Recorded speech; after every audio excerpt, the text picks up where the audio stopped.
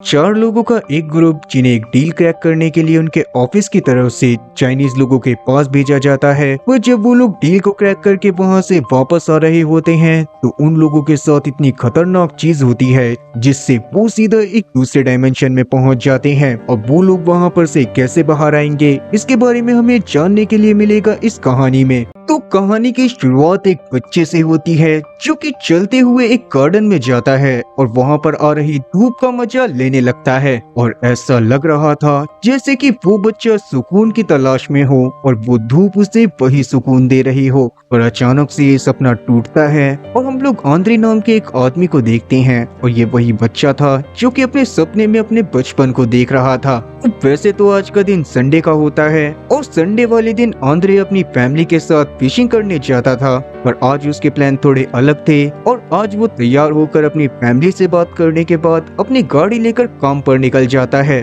तब रास्ते में आंद्रे को उसके बॉस का कॉल आता है और उसके बॉस की बातों से हम लोग जान पाते हैं कि आंद्रे के उसकी कलीग के साथ ज्यादा नहीं बनती। वो अपने में ही रहना पसंद करता है और ज्यादा किसी से बात नहीं करता। और जल्दी ही आंद्रे और उसके कलीग्स को एक डील क्रैक करने के लिए एक टीम के पास भेजा जाने वाला था, जिसके लिए उन लोगों का साथ में काम करना बहुत ज्यादा जरूरी था। आंद्रे का बॉस भी कॉल पर बात करते हुए उसको यही सलाह दे रहा था, जिससे बात करते हुए ही वो अपने ऑफिस में पहुंच जाता है। और जब वो ऊपर जाता है तो ऊपर आईटी डिपार्टमेंट से वलेरा खड़ा हुआ था, जिसके साथ ही उसे डील को क्रैक करने के लिए जाना था। और ये बात आंद्रे को बिल्कुल भी पसंद नहीं आती और वो जल्दी से लिफ्ट की तरफ जाने लगता है, जहाँ पर जाने के बाद उसे एक सर्गे नाम का आदमी मिला था जो कि बिल्कुल अभी अभी उसके ऑफिस में आया था और अभी वो आंद्रे के बॉस के ऑफिस की तरफ जा रहा था। तब सर्गे सबसे पहले ऑफिस में चला जाता है और जब वो बॉस से बात करता है तो हम लोग जान पाते हैं कि सर्गे असल में इस कंपनी को ज्वाइन करना चाहता था, क्योंकि जिस कंपनी में अभी वो था उस कंपनी ने आज तक उसे प्रमोशन नहीं दिया था। तब आंद्रे का बॉस सर्गे को अपने ऑफिस में रखने के लिए मान तो जाता है, पर सर्गे क्योंकि काफी ज्यादा कॉन्फिडेंट लग रहा था और वो किसी छोटी पोस्ट पर नहीं जाना चाहता था, इसीलिए आंद्रे का बॉस उसे भी अभी होने वाली डील में भेजने का प्लान बनाता है। और अगर सर्गे आंद्रे के साथ मिलकर उस डील को क्रैक करने में कामयाब हो जाता तो उसे सीधा ही डिपार्टमेंट का हेड बना दिया जाता। वैसे तो डिपार्टमेंट ऑफ हेड की पोजीशन सबको चाहिए थी, जिसमें वलेरा और आंद्रे भी शामिल थे। और आंद्रे भी इसी वजह से इस जगह पर आया था, क्योंकि वो चाहता था कि वो अकेले ही इस डील को क्रैक करने के लिए जाए, ताकि जब वो डील को क्रैक कर ले तो उसे हेड ऑफ डिपार्टमेंट की पोजीशन मिल जाए। सबसे पहले वलेरा इस बारे में बात करने के लिए बॉस के पास जाता है और उस दौरान हम लोग उसकी बॉस की बातों से जान पाते हैं कि वलेरा काफी ज्यादा अकेला रहता है, ना तो कोई उसकी गर्लफ्रेंड है और ना ही कोई उसका दोस्त। इसी वजह से उसके अंदर नेगोशिएशन स्किल्स भी काफी ज्यादा कम है और इसी रीजन की वजह से आज तक वलेरा का प्रमोशन नहीं हुआ था। वहाँ इसका मतलब ये नहीं कि आप लोगों में से जो ऑफिस में काम करते हैं वो सबसे पहले अपनी गर्लफ्रेंड बनाने के पीछे लग जाएं। वलेरा के निकलने के बाद जब आंद्रे अपने बॉस से बात करने के लिए आता है तो उस दौरान हम लोग जान पाते हैं कि आंद्रे को भी सेम प्रॉमिस करा गया था कि अगर वो डील में बेटर परफॉर्मेंस देता है तो हेड ऑफ डिपार्टमेंट की कुर्सी उसके नीचे होगी, क्योंकि भैया प्राइवेट कंपनी है और प्राइवेट कंपनी में तो खुद को प्रूव करके दिखाना ही होता है। और यहाँ पर अब आंद्रे के लिए मुश्किल थोड़ी और बढ़ने वाली थी, क्योंकि ब्रोस्किन भी उन लोगों के साथ डील को क्रैक करने की कोशिश करने के लिए जाने वाला था। अब अभी के लिए आंद्रे अपने बॉस से ज्यादा बहसबाजी नहीं करता और सीधा डील की लोकेशन की तरफ जाने लगता है। वो अपने चाइनीज पार्टनर को लेने के बाद एक बार में आ गया था, जहां पर थोड़ी ही देर में ब्रोस्किन, सर्गे और वलेरा भी अपने अपने पार्टनर्स को लेकर आ जाते हैं। फिर थोड़ी सी बातें करने के बाद और थोड़ी सी दारू पीने के बाद वो चाइनीज पार्टनर उन लोगों से खुश हो जाते हैं और सब लोग अपनी अपनी डील को क्रैक कर लेते हैं। उन्होंने डॉक्यूमेंट्स पर चाइनीज पार्टनर से साइन भी ले लिया था और आंद्रे ने इस बारे में कॉल करके अपने डायरेक्टर को भी बता दिया था। और क्योंकि अभी रात ज्यादा हो गई थी इसीलिए वो लोग ऑफिस में नहीं जाते और डिसाइड करते हैं कि यहाँ पर से वो सीधा अपने घर में जाएंगे और अगले दिन सारे डॉक्यूमेंट्स को लेकर अपने बॉस से मिलेंगे और उसके मुंह पर वो फाइल फेंक कर मारेंगे। और आंद्रे ने थोड़ा सा कम ड्रिंक करा हुआ था, इसीलिए वो बाकी सबको उनके घर पर छोड़ने का डिसाइड करता है। तब वलेरा, सर्गी और ब्रोस्किन तीनों ही उसकी गाड़ी में जाकर बैठ गए थे और ब्रोस्किन तो इतना ज्यादा नशे में था कि वो वलेरा के कंधे पर सर रखकर सो गया था। ये लोग मजे से अपने घर की तरफ जा ही रहे होते हैं कि अचानक से ही उनकी गाड़ी एक ब्रिज पर आकर बंद हो जाती है। अब उन तीनों में से किसी को भी समझ में नहीं आता कि इस सिचुएशन में क्या करना चाहिए। सर्गे तो इस चीज पर भी आंद्रे के ऊपर ही भड़क रहा होता है, क्योंकि उसे लग रहा था कि आंद्रे ने पहले फ्यूल टैंक को चेक नहीं करा और उसकी ही लापरवाही की वजह से वो लोग यहाँ पर फंस गए। पर बेचारा आंद्रे तो बस उन लोगों की मदद कर रहा था। सबसे ज्यादा अजीब बात तो ये थी कि किसी के भी फोन में सिग्नल नहीं आ रहे थे और वो किसी को मदद के लिए बुला भी नहीं सकते थे। इसलिए वलेरा, सर्गेई और आंद्रे प्रोस्किन को गाड़ी में सोता हुआ छोड़कर पास के गैस स्टेशन की तरफ जाने का डिसाइड करते हैं, ताकि वो लोग वहां पर से फ्यूल ला सकें। और वहां पर जाने के बाद जब वो वहां के अटेंडेंट से बात करते हैं तो वो उनसे गाड़ी लाने को बोलता है, या तो वो कंटेनर में उन्हें फ्यूल देने वाला था, क्योंकि उस अटेंडेंट के पास कोई बोतल नहीं थी जिसमें वो फ्यूल भरकर उन्हें दे देता। तब सर्गी उस अटेंडेंट से पास के स्टोर का पता पूछता है, ताकि वो लोग वहां पर से पानी की बोतल को ला सकें और उसके पानी को खाली करके उसमें फ्यूल को गाड़ी तक लेकर जा सकें। फिर जब वो तीनों स्टोर की तरफ जा रहे थे तब रास्ते में उन्हें कुछ लोकल लोग देखते हैं, जो कि उन्हें काफी ज्यादा अजीब तरह से देख रहे थे और वो समझ गए थे कि ये तीनों के तीनों इस गांव के नहीं हैं। वो लोग इन्हें इतनी अजीब तरह से क्यों देख रहे थे वो हमें आगे जानने को मिलेगा। वहीं प्रोस्किन अभी भी गाड़ी में सो रहा होता है और तभी अचानक से वो सोते सोते गाड़ी के हैंड ब्रेक को खींच देता है और गाड़ी लुढ़कती हुई मेन रोड के बीच में आ जाती है। वहीं अब तक सर्गेई, वलेरा और आंद्रे भी उस स्टोर तक पहुंच गए थे, जहां पर जब वो पानी की बोतल खरीदने का ट्राई करते हैं तो वहां पर उनका कार्ड चल ही नहीं रहा था और वो लोग अपने कैश को गाड़ी में भूल गए थे, जिस वजह से वो और ज्यादा परेशान होने लगते हैं, क्योंकि अगर ये लोग गाड़ी तक अभी जाते फिर वहां से दोबारा से वापस आते तो इनको काफी ज्यादा टाइम लग जाता। तभी वलेरा को याद आता है कि उसने स्टोर के पास ही एक एटीएम को देखा था और इसीलिए वो तीनों एटीएम पर जाते हैं। पर काफी ज्यादा अजीब बात थी कि उनके एटीएम कार्ड्स भी उस एटीएम मशीन में नहीं चल रहे थे। तो आंद्रे और ज्यादा परेशान होने लगता है, क्योंकि उसने अपनी बीवी से वादा करा था कि वो रात के समय तक वापस आ जाएगा और उसकी बीवी भी उसका इंतजार कर रही होगी। तब सर्गे भी आंद्रे से उसकी वाइफ के बारे में भूलने को बोलता है और अभी के लिए वो पानी की बोतल को खरीदने नहीं बल्कि स्टोर से चुराने वाले थे, क्योंकि उनके पास कोई और रास्ता था ही नहीं।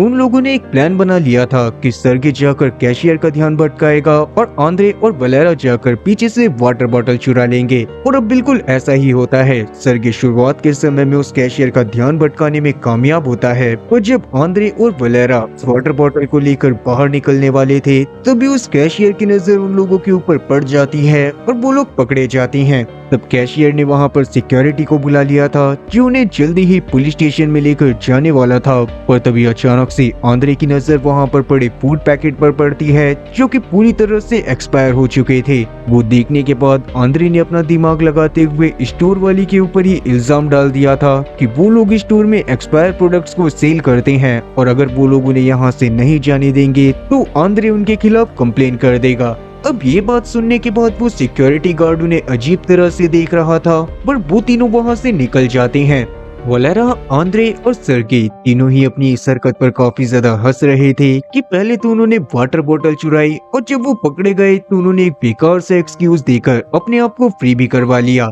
इसी चीज पर हंसते हुए वो लोग वहाँ पर से पेट्रोल पंप की तरफ जाने लगते हैं और रास्ते में वो उस पानी से खेलते भी हैं जो कि वो चुरा कर लाए थे। इस हरकत ने उन तीनों को उनके बचपन की याद दिला दी थी और हो सकता था कि वो तीनों बचपन में काफी अच्छे दोस्त रहे हों। गैस स्टेशन पर पहुंचने के बाद उन लोगों के पास बोतल तो थी जिसमें वो फ्यूल को ले सकते थे, पर वहां पर जाने के बाद भी वो अपने कार्ड की मदद से पे नहीं कर पाते और बाद में वो लोग अटेंडेंट से रिक्वेस्ट करने लगते हैं कि वो उन्हें फ्री में पेट्रोल दे दे, जिसके बदले में वो उसके लिए कोई भी काम कर सकते थे। वो तो अटेंडेंट काफी ज्यादा अच्छा आदमी था, जो उसने उन लोगों को बस थोड़ा सा डेकोरेशन का काम दिया, क्योंकि जल्दी ही वहाँ पर एक फेस्टिवल आने वाला था, नहीं तो शायद वो अटेंडेंट आज उनसे जी पे मांग कर रहा था। सर्गे को ये सारी बातें काफी ज्यादा फ्रस्ट्रेट कर रही थी। अगर तभी अचानक से आंद्रे और वलेरा के दिमाग में आता है कि हो सकता है कि ये सारी चीजें उनका बॉस उनका टेस्ट लेने के लिए कर रहा हो, क्योंकि उन तीनों में से किसी एक को ही हेड ऑफ डिपार्टमेंट की जॉब मिल सकती थी।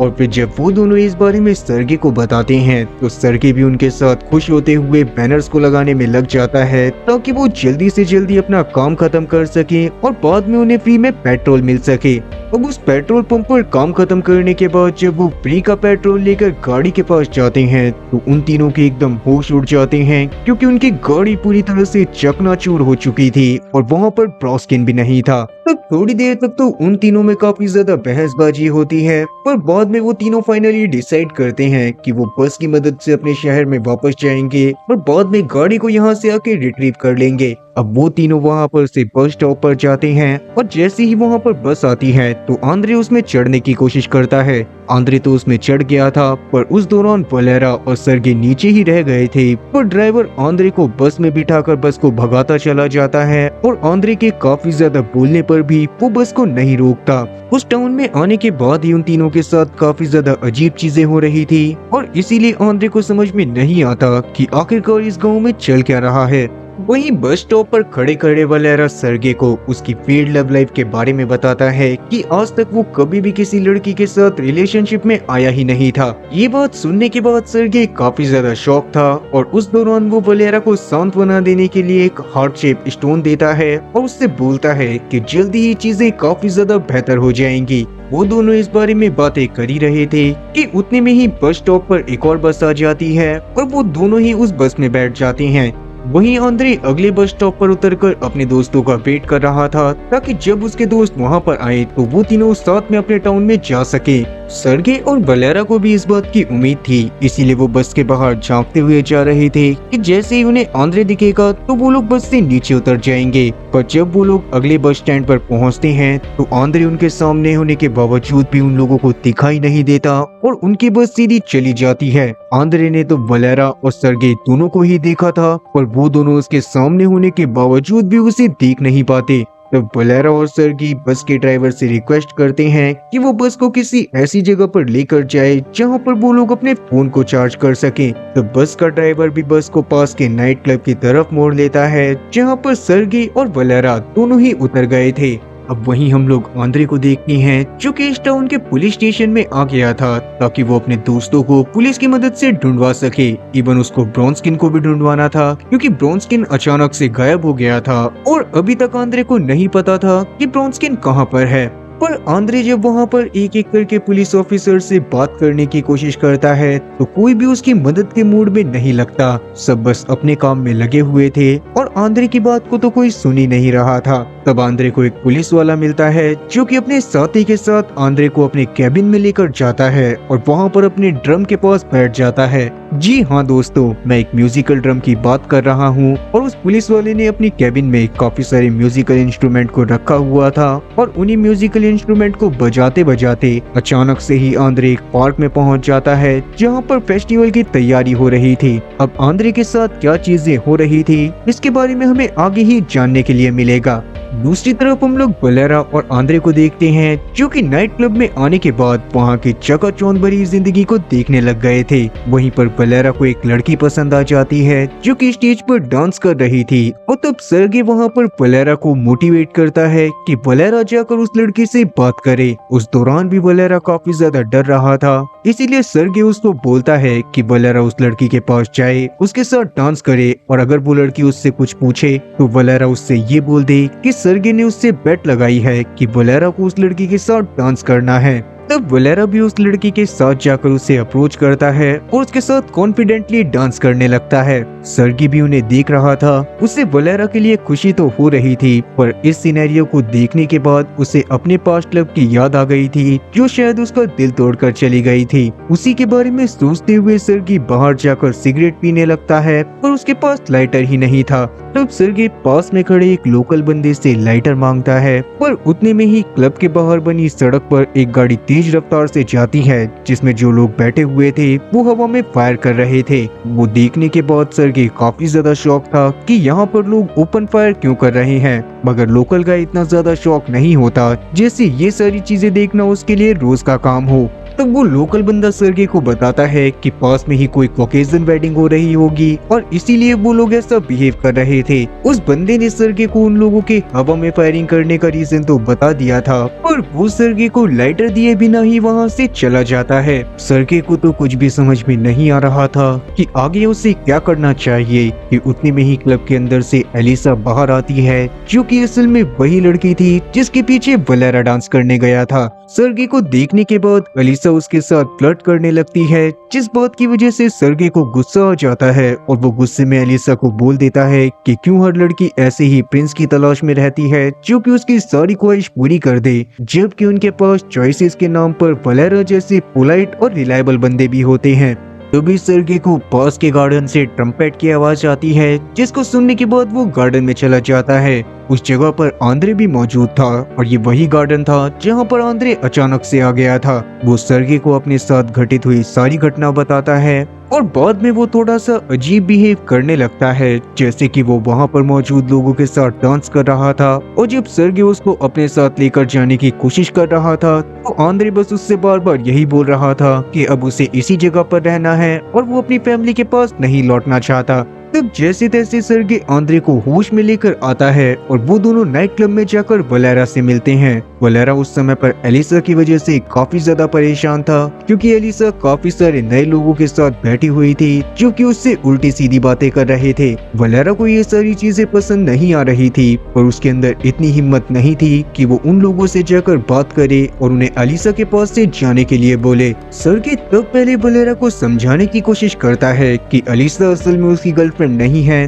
तो उसका उसके ऊपर कोई हक भी नहीं बनता, पर आंद्रे यहाँ पर कुछ अजीब सी ही बातें कर रहा था और वो वलेरा को इस बात के लिए मोटिवेट कर रहा था कि वो उन लोगों से जाकर एलिसा के लिए लड़ाई करे और एलिसा को अपने प्यार के रूप में हासिल करे। वलेरा भी आंद्रे की बातों में आता हुआ एलिसा के पास जाता है और उसे उन लोगों के पास से उठने के लिए बोलता है, पर उस दौरान वो लोकल लोग भी वलेरा से लड़ाई करने की कोशिश करते हैं, जिससे गुस्से में आते हुए वलेरा वहां पर पड़े फोक को एक लोकल बंदे के हाथ में घुसा देता है। तब आंद्रे, वलेरा और उन गांव वाले लोगों के बीच में लड़ाई होने वाली थी कि तभी अचानक से वहां पर एक गन शॉट की आवाज आती है और पीछे से हम लोग ब्रॉस्किन को देखते हैं, जो कि उन 3 गाड़ी वाले बंदों के साथ क्लब में आया था और यहाँ पर वो लड़ाई को शांत करवाने की कोशिश कर रहा था। तब ब्रॉस्किन वहाँ पर सर्गे, वलेरा और आंद्रे को कॉन्ट्रैक्ट पेपर वाली फाइल वापस करता है और उन्हें बताता है कि टाउन से बाहर निकलने के लिए उन्हें जल्दी से जल्दी बस स्टैंड पर जाना होगा, जहाँ पर से 3 घंटे बाद एक बस जाने वाली है जो उन्हें मॉस्को में ले जाएगी।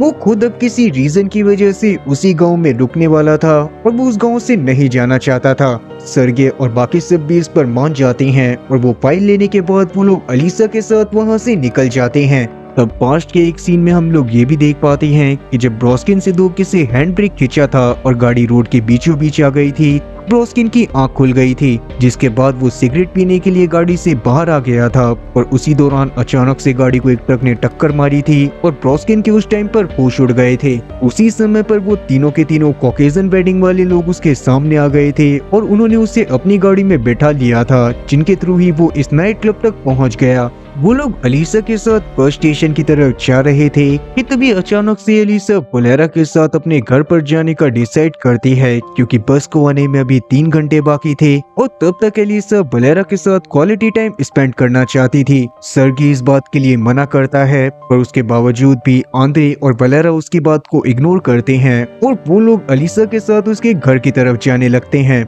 सर्गी के पास भी कोई और रास्ता नहीं बचा था और इसीलिए वो आंद्रे और वलेरा के साथ एलिसा के पीछे पीछे उसके घर की तरफ जाने लगता है और उस दौरान वो लोग रास्ते में पड़ोसी के ऊपर बातें करने लगते हैं। सर्गी को तो ये सारी बातें एकदम बेफिजूल लग रही थी और वो लोग जल्दी ही अब एलिसा के घर पर पहुंच जाते हैं, जहां पर एलिसा के पिता काफी ज्यादा गुस्से में थे, क्योंकि रिसेंटली ही उनकी बाइक को किसी ने चुराने की कोशिश करी थी। उस दौरान एलिसा वलेरा को अपना बॉयफ्रेंड बताते हुए उसे अपने पिता से मिलवाती है और बाद में सभी लोग खाना खाने के लिए चले जाते हैं, जहाँ पर एलिसा के पिता ने सारे के सारे डाइनिंग अरेंजमेंट करे थे और वो सबसे एकदम नॉर्मली बात कर रहा था। वलेरा को ये गांव की चीजें मॉडर्न लाइफस्टाइल से काफी ज्यादा अजीब लग रही थी, पर इस बात पर एलिसा के पिता को गुस्सा आ जाता है। वो वलेरा को वार्न करते हैं कि अगर वो एलिसा के साथ रहना चाहता है तो उसे किसी भी हाल में गांव के रूल्स एंड रेगुलेशंस को फॉलो करना पड़ेगा। इतना बोलने के बाद एलिसा के पिता वहाँ से बाहर चले गए थे।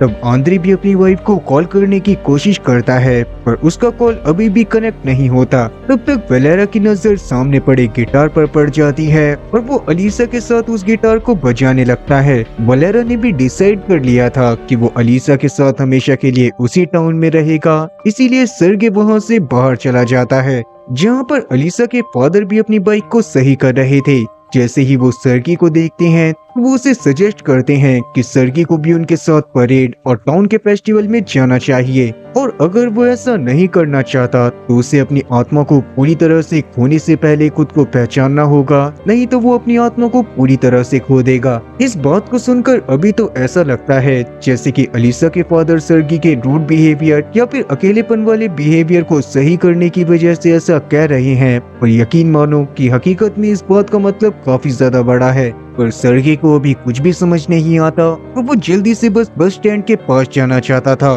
पर वहां तक जाने के लिए क्योंकि उन्हें फेस्टिवल की वजह से कोई टैक्सी नहीं मिलने वाली थी, इसीलिए वहां पर से सर्गी और आंद्रे डिसाइड करते हैं कि वो लोग बोट की मदद से उस जगह से जाएंगे। उस समय पर भी अलीसा के फादर सर्गी से कहते हैं कि शायद उसको अपनी जॉब के बारे में सोचना छोड़ देना चाहिए, क्योंकि अगर वो अपनी जिद पर अड़ा रहेगा तो उसके आसपास के लोगों को काफी ज्यादा हर्ट होगा। मैं जानता हूँ कि अभी आप लोगों को कुछ भी समझ में नहीं आ रहा, पर मेरा यकीन मानो कि बस थोड़ा सा इंतजार और आपको ऐसी ऐसी बातें पता चलेंगी कि आप लोग काफी ज्यादा शॉक में रह जाओगे। अभी भी सर्गी उनकी बात पर ध्यान नहीं देता और आंद्रे के साथ रिवर को क्रॉस करते हुए बस स्टैंड पर पहुंच जाता है। उस समय पर बस मॉस्को के लिए निकलने ही वाली थी, पर आंद्रे और सर्गी के पास सिर्फ इतने ही पैसे थे कि वो एक ही बंदे की टिकट ले सकते थे। इसी वजह से वो सोच में पड़ जाते हैं कि कौन इंसान मॉस्को में जाएगा। तभी अचानक से सर्गी के दिमाग में कुछ क्लिक होता है और वो आंद्रे को सारे पैसे और साथ ही वो डॉक्यूमेंट्स देते हुए बोलता है कि वो मॉस्को में जाए और वहां पर जाकर इस फाइल को सबमिट करके प्रमोशन ले, क्योंकि उसकी फैमिली उसका काफी बेसब्री से इंतजार कर रही है।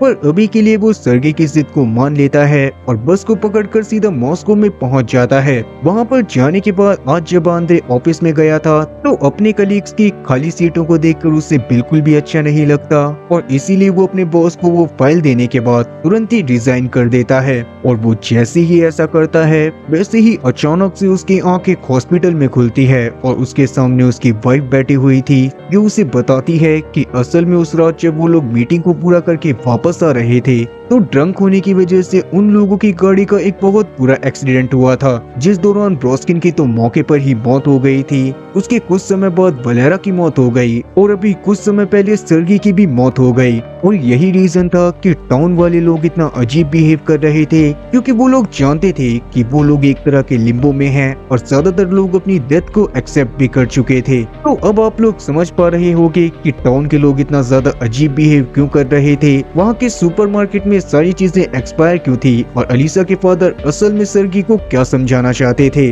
वो कहीं ना कहीं इस बात को जानते थे कि सर्गी का इस एक्सीडेंट को सरवाइव कर पाना नामुमकिन है, और जितना ज्यादा वो वापस जाने की जिद करेगा उतना ही उसकी फैमिली को उसकी बॉडी को कोमा में देखकर दुख होगा। और यही रीजन था कि अलीसा के फादर ने सर्गी से जिद को छोड़कर खुद को पहचानने को कहा था। इस एक्सीडेंट में सिर्फ आंद्रे ही इकलौता सर्वाइवर बचा था, और दूसरी तरफ हम लोग सर्गी को देखते हैं जो कि उस टाउन में वापस आ जाता है और वहां पर मौजूद सभी लोगों के साथ फेस्टिवल की परेड में चला जाता है, जहां पर अलीसा के फादर उसे देखकर काफी ज्यादा खुश होते हैं। और सर्गी भी वहां पर अपने पास्ट के डेज को याद करने लगता है कि किस तरह से वो बचपन में अपने दोस्तों के साथ खेला करता था। मे बी उस परेड में मौजूद लोग वो सोल्स हैं जिन्होंने अपनी डेथ को एक्सेप्ट कर लिया है और वो फेस्टिवल के तौर पर उस लिम्बो वाले टाउन से आफ्टर लाइफ में जा रहे हैं। और इसी के साथ ये कहानी यहीं पर खत्म होती है। तो उम्मीद है कि एक्सप्लेनेशन अच्छी लगी होगी, और अगर एक्सप्लेनेशन अच्छी लगी हो तो चैनल को सब्सक्राइब करना और बेल नोटिफिकेशन को ऑल पर सिलेक्ट करना और वीडियो को भी लाइक करना।